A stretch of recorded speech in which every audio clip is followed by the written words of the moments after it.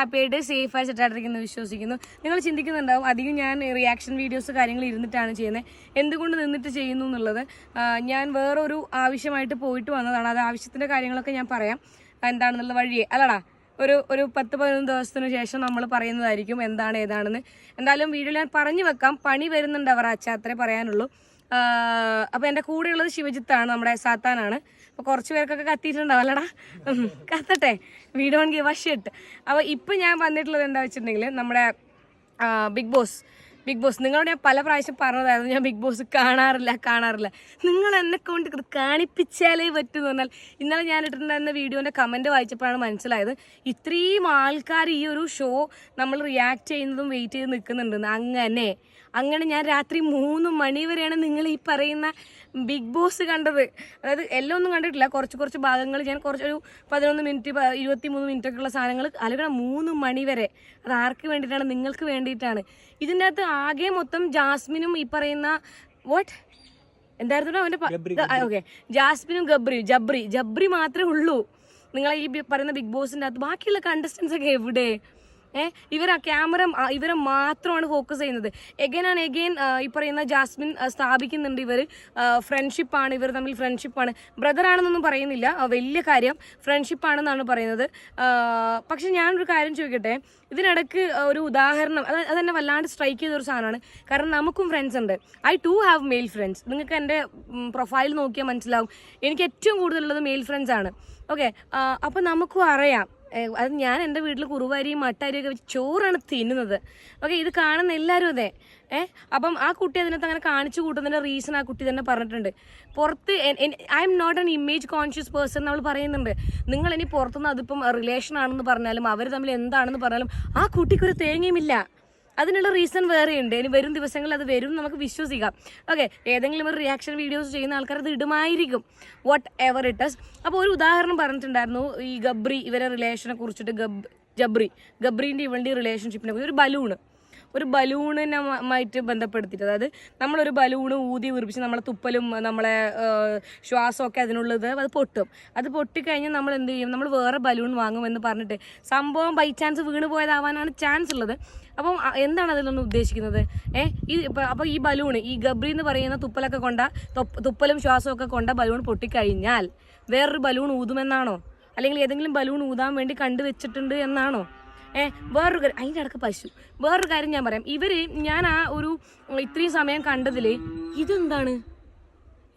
ഇതെന്ത് സംഭവം? മറ്റേ ഒരു സിനിമയുണ്ടല്ലോ, നമ്മള് സൂര്യ ഇങ്ങനെ ഇരട്ടകളിങ്ങനെ പറ്റിയിട്ടുള്ള മാറ്റാൻ പോലെയാണ് ഇവര്. ഇങ്ങനെയാണ് വന്നത് കുട്ടികൾ. നിങ്ങൾ ഇങ്ങനെയാണോ ജബ്രി പിന്നെ ആ ഷോയിലേക്ക് വന്നത്? ഇങ്ങനെയാണോ? ഇനി ഒരു വലിയൊരു ക്ലാരിഫിക്കേഷൻ ഞാൻ പറയാം. കംഫർട്ട് സോൺ എന്ന് പറയുന്നുണ്ട്. ഷോ തുടങ്ങിയിട്ട് 2 മാസം പോലും ആയിട്ടില്ല, അല്ലെങ്കിൽ ഒരു 3-4 ആഴ്ച പോലും ആയിട്ടില്ല. എങ്ങനെയാണ് ഇവളെ ഈ ഒരു ജബ്രി ഇവര് കംഫർട്ട് സോൺ എന്ന് പറയുന്നത്? നമുക്ക് ഒരാൾ നമ്മുടെ കംഫർട്ട് സോൺ ആണെന്ന് മനസ്സിലാക്കാൻ വേണ്ടിയിട്ട് മിനിമം ഒരു 3 ആഴ്ചയെങ്കിലും എടുക്കണം. ഇത് 2ാമത്തെ ദിവസം ഈ പറയുന്ന ജാസ്മിൻ തീരുമാനിച്ചു കഴിഞ്ഞു നമ്മളെ ഗബ്രിയാണ് നമ്മുടെ കംഫർട്ട് സോൺ എന്നുള്ളത്. അതായത് ജാസ്മിൻ്റെ കംഫർട്ട് സോൺ ഗബ്രിയാണെന്നുള്ളത് എന്തടിസ്ഥാനത്തിലാണ് ഞാൻ ചോദിക്കുന്നത്? ഈ കുട്ടി പറയുന്നുണ്ട് നമ്മൾ ആ ഹൗസിലുള്ള വേറെ ആരെങ്കിലും ഇവളുടെ കംഫർട്ട് സോൺ ആണോ എന്ന് അറിയണമെന്നുണ്ടെങ്കിൽ ആരെങ്കിലും ഒരു മിണ്ടണം. അങ്ങനത്തെ ഒരു സംഭവം ഉണ്ട്. നമ്മൾ ഒരാൾ നമ്മുടെ കംഫർട്ട് സോൺ ആവണമെങ്കിൽ അവരോട് സംസാരിക്കണം. ഇത് എന്തുവാ എന്താ ഇത്? അതാണ് ഞങ്ങളും ചോദിക്കുന്നത്. കാണുന്ന ഞങ്ങൾ എല്ലാവരും ഒരേ സ്വരത്തിൽ ചോദിക്കുന്നു, എന്തുവാ ഇത്? എൻ്റെ പൊന്നുമോളെ, ശരിയായിരിക്കും, നിനക്കത് പുറത്ത് വരുമ്പോൾ ഒരു പ്രശ്നവും ഇല്ലായിരിക്കും. നിന്റെ വീട്ടുകാർക്ക് നിന്നെ അറിയുമായിരിക്കും. കാരണം നിന്റെ ഫാമിലി വന്നിട്ട് നിന്നെ സപ്പോർട്ട് ചെയ്യുമായിരിക്കും. കാണുന്നവർ ജാസ്മിൻ പുറത്തിറങ്ങി കാണുകയാണെന്നുണ്ടെങ്കിൽ ഞങ്ങൾ ചോറാണ് തിന്നുന്നത്, നീ എന്തടിസ്ഥാനത്തിലാണ് ഇത് ഫ്രണ്ട്ഷിപ്പാണ് എന്ന് പറയുന്നത്? ഇത് ഫ്രണ്ട്ഷിപ്പ് അല്ല, എന്തായിരുന്നു പുതിയൊരു വേർഡ് ഉണ്ടല്ലോ, ഫ്ലർട്ടേഷൻഷിപ്പ്. അത് പറയാ, അത് അംഗീകരിച്ച് കഴിഞ്ഞാൽ ഈ പറയുന്ന കമന്റ് ഇടുന്ന നമുക്കൊന്നും ഒരു പ്രശ്നമില്ല. നമ്മളും എന്താ പറയാ നല്ല ചോറാണ്, നമ്മൾ മോഡേൺ ഒരു സൊസൈറ്റിയിലാണ് ജീവിക്കുന്നത്. അത് എഗ്രി ചെയ്യുക. കുറച്ച് കാര്യങ്ങൾ പുറത്ത് ഹറാമാണെന്ന് പറയുന്നു, അതേ ഹറാം ഉള്ളിൽ പോകുമ്പോൾ ഹലാലാവുന്നു. അത് ഭയങ്കര മോശമാണ്. ഞാൻ പറയാം, അത് ഭയങ്കര മോശമാണ്. ഈ പറഞ്ഞ റോക്കിയാണ് ആരോ പറയുന്നുണ്ട്, എനിക്ക് തോന്നുന്നു സിജോ ചേട്ടനാന്ന് തോന്നുന്നു, പറയുന്നുണ്ട് പുറത്ത് പോയി കഴിഞ്ഞാൽ ഇത് വല്ലാണ്ട് ബാധിക്കും. ജാസ്മിൻ്റെ വീട്ടുകാർക്ക് കുഴപ്പമില്ലായിരിക്കും, അത് ജാസ്മിൻ പറഞ്ഞു എൻ്റെ വീട്ടുകാർക്ക് കുഴപ്പമില്ല എന്നുള്ളത്. ഗബ്രീൻ്റെ വീട്ടിൽ ചിലപ്പോൾ അങ്ങനെ ആയിരിക്കണം എന്നില്ല. നിങ്ങൾ വിചാരിക്കുന്നുണ്ടാവും നിങ്ങൾ ഈ ഹൗസിൽ കാണിക്കുന്ന ലവ് സ്ട്രാറ്റജി അല്ലെങ്കിൽ ഫ്രണ്ട്ഷിപ്പ് എന്ന് പറഞ്ഞിട്ട് നിങ്ങൾ ഈ കാട്ടിക്കൂടുന്ന സാധനങ്ങൾ എന്ത് ഫ്രണ്ട്ഷിപ്പ് എന്നാണ് ഈ പറയുന്നത്? 24 മണിക്കൂറും 24x7 ഗുണം നിങ്ങൾ 24x7 നിങ്ങൾ ഇങ്ങനെ നിൽക്കുന്നതാണോ ഫ്രണ്ട്ഷിപ്പ്?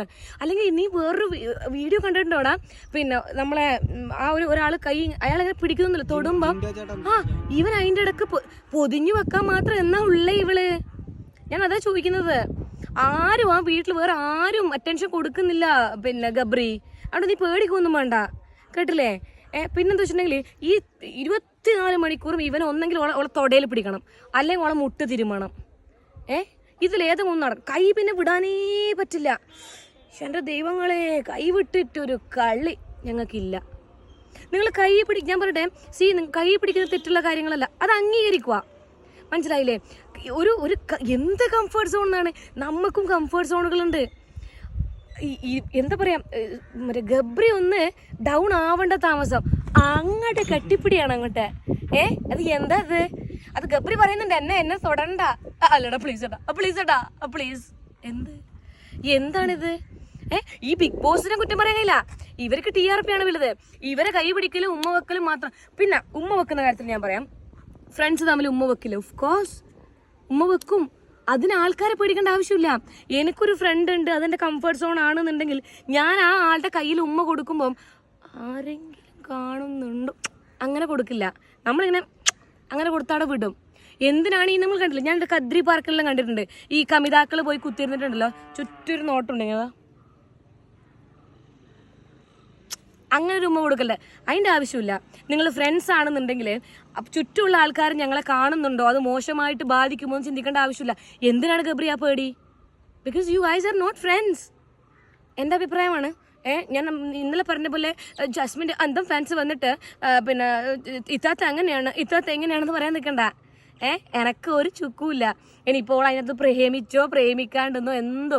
പിന്നെ ഒരു കാര്യം പറയുന്നുണ്ട്, ഈ പറയുന്ന പോലെ ഉമ്മ വെച്ചാൽ എന്താണ്, പുറത്തിറങ്ങിക്കഴിഞ്ഞാൽ ഈ കംഫർട്ട് സോൺ, നമ്മളൊരു കംഫർട്ട് സോൺ അതെങ്ങനെയാണ്? ഈ 90 ദിവസം മാത്രമുള്ള കംഫർട്ട് സോണ് പുറത്തെത്തിയ ചിലപ്പോൾ ഗബ്രി എൻ്റെ കംഫർട്ട് സോൺ ആയിരിക്കണം എന്നില്ല. What the heck buddy? അപ്പം അതിൻ്റെ അർത്ഥം എന്താണ്? എനിക്ക് തോന്നുന്നുണ്ടല്ലോ അതിനകത്ത് പോയിട്ട് എന്ത് പറയണമെന്ന് മനസ്സിലാവുന്നുണ്ടാവില്ല. ഒബ്വിയസ് ആയിട്ടും ചിന്തിക്കും പുറത്ത് ഈ സാധനങ്ങൾ വരുന്നുണ്ട്. അപ്പം അന്ന് ഇനി വരുന്ന ഇൻ്റർവ്യൂവിൽ ഇത് ഞാൻ ഇല്ലുമിനാറ്റി ആണോന്നും പറയണ്ട, ഇത് നിങ്ങൾ നോക്കി വെച്ചോ. ഇവള് പുറത്തിറങ്ങി കഴിഞ്ഞിട്ട് ഒരു ഇൻ്റർവ്യൂവിൽ ഒരു വെളുപ്പിക്കലുണ്ട്. എൻ്റെ ദൈവമേ, ഇത് നിങ്ങൾ എന്താക്കണം, ട്രോളന്മാരോടാണ് എൻ്റെ ഈ ക്ലിപ്പ് നിങ്ങൾ എടുത്തു വെക്കണം. എന്നിട്ട് ഇവള് ഔട്ടായതിനു ശേഷം പിന്നെ അവള് വിളിപ്പിക്കുമല്ലോ, പിന്നെ എന്തുവാ ഗബ്രിയും ഞാനും എന്തുവാ ഞങ്ങൾ അങ്ങനെയല്ല, ഞങ്ങൾ അങ്ങനെ ആയിരുന്നില്ല എന്നൊക്കെ പറയുമല്ലോ. ആ ഒരു സാധനം നിങ്ങൾ വെക്കണം, നിങ്ങൾ തീർച്ചയായിട്ടും വെക്കണം എന്നാണ് ഞാൻ പറയുന്നത്. വെള്ള പൂശലിൻ്റെ അങ്ങേത്തലയായിരിക്കും. എനിക്ക് തോന്നുന്നില്ല ഗബ്രിക്ക് അത്ര വെള്ള പൂശാൻ പറ്റുമെന്ന് തോന്നുന്നില്ല എനിക്ക്. കാരണം ജാസ്മിന് കുറച്ചും കൂടി ആ ഒരു കഴിവുള്ളതായിട്ട് എനിക്ക് തോന്നി. പിന്നെ എന്തിനൊക്കെയോ ജാസ്മിൻ പേടിക്കുന്നുണ്ട്, മനസ്സിലായില്ലേ? ഋഷിയാന്ന് തോന്നുന്നു അല്ലേടാ, പുറത്തുള്ള കാര്യങ്ങൾ എന്തോ ഒരു സാധനം പറയുന്ന സമയത്ത് ജാസ്മിൻ എന്തിനെയോ പേടിക്കുന്നുണ്ട്. ചിലപ്പം ഇനിയുള്ള ദിവസങ്ങളിൽ ആ പേടി എന്താണോ പേടിക്കുന്നത് ഋഷിയോ ആരെങ്കിലും പറയുമായിരിക്കും എന്ന് വിശ്വസിക്കാം. അല്ലാത്ത പക്ഷം ഞാൻ കണ്ടൊരു സാധനമുണ്ട്, ജാസ്മിൻ ബിഗ് ബോസിനോട് പറയുന്നു പിന്നെ ക്യാരക്ടർ അസാസിനേഷൻ നടത്തുന്നു, പുറത്തുനിന്നുള്ള കാര്യങ്ങൾ പറയുന്നു എന്നൊക്കെ പറഞ്ഞിട്ട്. അപ്പം എന്തിനെയൊക്കെ ഭയക്കുന്നുണ്ട്. നമുക്ക് കാത്തിരുന്ന് കാണാം. നിങ്ങളൊക്കെ കാരണം ഞാൻ ഈ തൊഴിഞ്ഞ ഷോ കാണാൻ തുടങ്ങിയിട്ടുണ്ട് കേട്ടാ. എന്നാൽ ശരി.